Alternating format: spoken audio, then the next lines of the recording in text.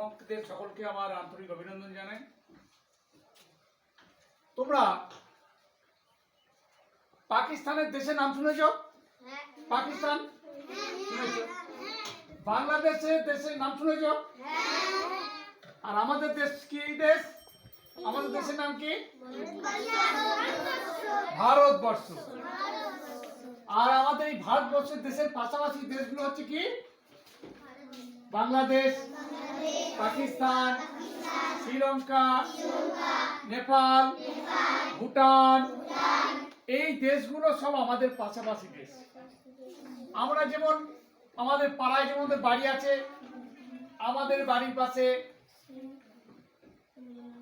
তোমার বাড়ির পাশে যারা থাকে সব তোমার আত্মীয় মতন, তাই না? সবাই তোমার বন্ধুর মতন। এবার এই বাংলাদেশ, পাকিস্তান, ভারতবর্ষ নিয়ে গোটাটাই একটা দেশ ছিল। দিদি আমি এই চারটে বসুন। গোটাটাই একটা দেশ ছিল। বাংলাদেশ, পাকিস্তান, ভারতবর্ষ সব একটা গোটা দেশ। আমাদের দেশ যখন স্বাধীন হয়, কত সালে স্বাধীন হয়েছিল আমাদের দেশ? একবার নিন, কত সালে আমাদের দেশ ব্যাগটা একবার নিন কোলে। হ্যাঁ, 1947 সালে 15ই আগস্ট। 1947 সালে 15ই আগস্ট আমাদের দেশ স্বাধীন হয়। তারপর পাকিস্তান দেশ ভাগ হয়ে যায় এবং আমাদের পাশের দেশ বাংলাদেশ, তখন এই বাংলাদেশকে শাসন করত পাকিস্তানের সেনাবাহিনী। পাকিস্তানের সেনাবাহিনী তারা বাংলাদেশকে শাসন করত। পাকিস্তানের কথাই বাংলাদেশ চলত। এবং ওই পূর্ব পাকিস্তান তারা একটা পরিকল্পনা করেছিল যে উর্দু ভাষাকে, উর্দু একটা ভাষা, যেমন আমরা বাংলা একটা ভাষা, ইংরেজি একটা ভাষা, তিনি উর্দু একটি ভাষা। তারা চেয়েছিল যে বাংলাদেশের সমস্ত কাজকর্ম যেন উর্দু ভাষায় হয়। কিন্তু বাংলাদেশ তো আমাদের সঙ্গে ছিল, পশ্চিমবঙ্গের সঙ্গে ভারতবর্ষের সঙ্গে ছিল। বাংলাদেশের অধিকাংশ লোক হচ্ছে বাঙালি, তাদের মাতৃভাষা হচ্ছে বাংলা, তাই তারা উর্দু ভাষাটাকে মেনে নিতে চাইল না। চরম আন্দোলন শুরু হলো যে না, আমরা উর্দু ভাষাটাকে মেনে নেব না, আমরা বাঙালি, আমরা বাংলা ভাষায় কথা বলি। বাংলা ভাষা আমাদের কাছে মাতৃ দুগ্ধের মতো সমান। মায়ের দুধ যেমন আমাদেরকে পুষ্ট করে, তেমনি বাংলা ভাষা আমাদেরকে পুষ্ট করে। এই কথাতে আমরা স্বাচ্ছন্দ্য বোধ করি। এটা আমার ভালোবাসার ভাষা, এটা আমার প্রাণের ভাষা, এটা আমার মনের ভাষা। তাই সেদিন জোর আন্দোলন হয়েছিল এবং 1952 সালে ঠিক আজকের দিনটাতে 21শে ফেব্রুয়ারি ঢাকার রাজপথে ছাত্ররা চরম আন্দোলন শুরু করে বাংলা ভাষাকে বাঁচিয়ে রাখার জন্য, বাংলা ভাষাকে সে দেশের রাষ্ট্রভাষার মর্যাদা দেওয়ার জন্য। এবং তখন কি করে পূর্ব পাকিস্তানের সেনাবাহিনীরা নির্বিচারে সেই ছাত্রদের উপর গুলি